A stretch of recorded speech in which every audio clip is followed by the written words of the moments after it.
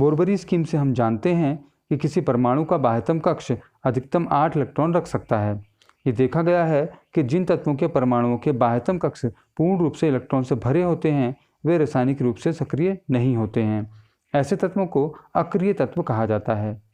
इन अक्रिय तत्वों में से हीलियम परमाणु के बाह्यतम कक्ष में 2 इलेक्ट्रॉन होते हैं और अन्य जैसे नियॉन, आर्गन, क्रिप्टॉन इनके बाह्यतम कक्ष में 8 इलेक्ट्रॉन होते हैं। 8 इलेक्ट्रॉन वाले सबसे बाहरी कक्ष को अष्टक कहा जाता है। ऐसे तत्व जिनके बाह्यतम कक्ष में 8 से कम इलेक्ट्रॉन होते हैं सक्रिय तत्व कहलाते हैं, जैसे हाइड्रोजन, कार्बन, मैग्नीशियम आदि। सक्रिय तत्वों के परमाणु द्वारा अपने समान या अन्य किसी तत्व के परमाणु से मिलकर अपने सबसे बाहर के कक्ष को पूर्ण रूप से भरने का प्रयास किया जाता है। परमाणु के बाह्यतम कक्ष में इलेक्ट्रॉन के अष्टक बनाने के लिए या 8 इलेक्ट्रॉन पूर्ण करने के लिए जितनी संख्या में इलेक्ट्रॉन की साझेदारी या स्थानांतरण होता है वही उस तत्व की संयोजकता होती है। किसी परमाणु की संयोजकता निकालने के लिए 2 स्थितियों पर गौर करना होगा। पहली स्थिति जब परमाणु के बाह्यतम कक्ष में 1 या 2 या 3 या 4 इलेक्ट्रॉन हो और दूसरी स्थिति जब बाह्यतम कक्ष में 5, 6, 7 या 8 इलेक्ट्रॉन हो। पहली स्थिति में जब बाह्यतम कक्ष में इलेक्ट्रॉन की संख्या 1, 2, 3 या 4 हो, जैसे हाइड्रोजन, लिथियम और सोडियम में बाह्यतम कक्ष में 1 ही इलेक्ट्रॉन होता है, तो इन तीनों की संयोजकता 1 होगी, अर्थात बाह्यतम कक्ष में उपस्थित इलेक्ट्रॉन की संख्या को ही संयोजकता माना जाएगा। मैग्नीशियम के बाह्यतम कक्ष में 2 इलेक्ट्रॉन होते हैं, अतः इसकी संयोजकता 2 होती है। इसी प्रकार एल्यूमिनियम के बाह्यतम कक्ष में 3 इलेक्ट्रॉन होते हैं, अतः इसकी संयोजकता 3 होती है। सिलिकॉन को देखें तो बाह्यतम कक्ष में 4 इलेक्ट्रॉन होते हैं, अतः इसकी संयोजकता 4 होती है। अब हम दूसरी स्थिति पर गौर करते हैं। जब परमाणुओं के बाह्यतम कक्ष में इलेक्ट्रॉन की संख्या 5 या 6 या 7 या 8 हो। ऐसी स्थिति में परमाणु की संयोजकता प्राप्त करने के लिए बाह्यतम कक्ष के इलेक्ट्रॉन की संख्या को अष्टक यानी 8 में से घटा दिया जाता है। जैसे नाइट्रोजन के बाह्यतम कक्ष में 5 इलेक्ट्रॉन होते हैं, तो 8 में से 5 घटाकर नाइट्रोजन की संयोजकता 3 प्राप्त होगी। इसी प्रकार ऑक्सीजन के बाह्यतम कक्ष में उपस्थित 6 इलेक्ट्रॉन की संख्या को 8 में से घटाकर उसकी संयोजकता 2 प्राप्त होगी। फ्लोरीन के बाह्यतम कक्ष के इलेक्ट्रॉन की संख्या 7 को अष्टक में से घटाकर फ्लोरीन की संयोजकता 1 प्राप्त होगी। इसी प्रकार नियॉन के बाह्यतम कक्ष के इलेक्ट्रॉन की संख्या 8 को अष्टक में से घटाने पर नियॉन की संयोजकता 0 प्राप्त होगी। इसका अर्थ है कि नियॉन किसी अन्य परमाणु से इलेक्ट्रॉन का लेन देन या साझाकरण नहीं करेगा, अर्थात वो एक अक्रिय तत्व है।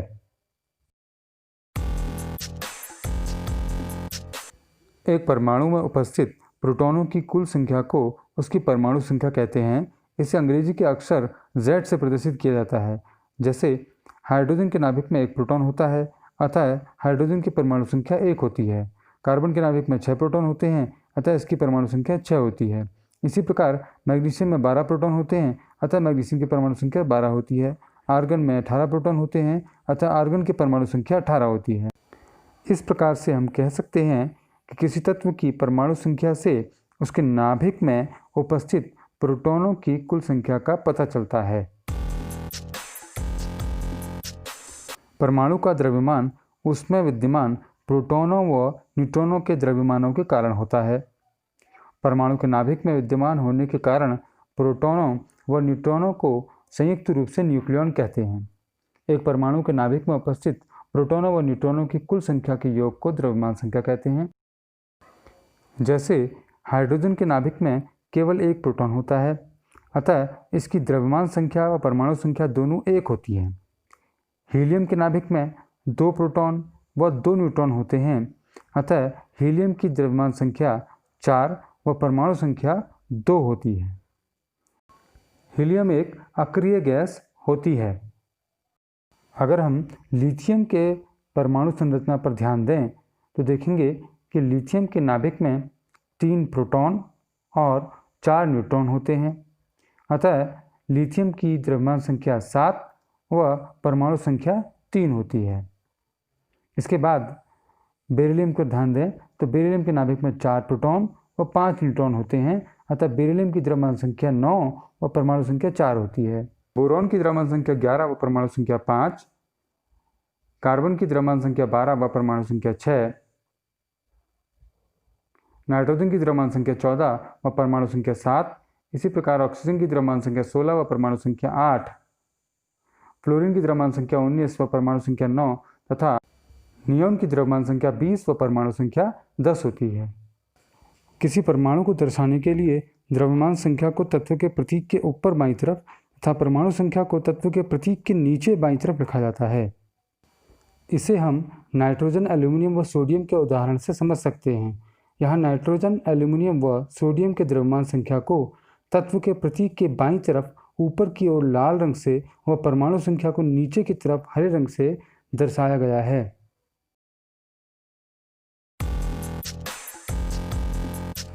एक ही तत्व के अलग अलग परमाणु जिनकी परमाणु संख्या समान लेकिन द्रव्यमान संख्या भिन्न होती है समस्थानिक कहलाते हैं। समस्थानिकों के रासायनिक गुण समान परंतु भौतिक गुण अलग अलग होते हैं। जैसे प्रकृति में हाइड्रोजन के 3 तरह के परमाणु पाए जाते हैं। इन तीनों में प्रत्येक की परमाणु संख्या समान यानी 1 है, परंतु द्रव्यमान संख्या अलग अलग 1, 2 और 3 है। इसी प्रकार कार्बन के 2 समस्थानिक हैं। इन दोनों की परमाणु संख्या समान यानी 6 और द्रव्यमान संख्या अलग अलग यानी 12 व 14 है। क्लोरीन के भी 2 समस्थानिक हैं, जिसमें दोनों की परमाणु संख्या समान और द्रव्यमान संख्या अलग अलग है। यूरेनियम के एक समस्थानिक का उपयोग परमाणु भट्टी यानी एटॉमिक रिएक्टर में ईंधन के रूप में होता है। कैंसर के उपचार में कोबाल्ट के समस्थानिक का उपयोग होता है और घेंघा रोग के इलाज में आयोडीन के समस्थानिक का उपयोग किया जाता है। ऐसे तत्व जिनकी परमाणु संख्या अलग अलग परंतु द्रव्यमान संख्या समान होती है उन्हें समभारिक तत्व कहते हैं। जैसे कैल्शियम की द्रव्यमान संख्या 40 व परमाणु संख्या 20 होती है। ऑर्गन की द्रव्यमान संख्या भी 40 होती है जबकि परमाणु संख्या 18 होती है। यहाँ दोनों तत्वों में द्रव्यमान संख्या समान यानी 40 और परमाणु संख्या अलग अलग है। उम्मीद है आपको ये वीडियो पसंद आया होगा। इस चैनल को लाइक, शेयर और सब्सक्राइब करें।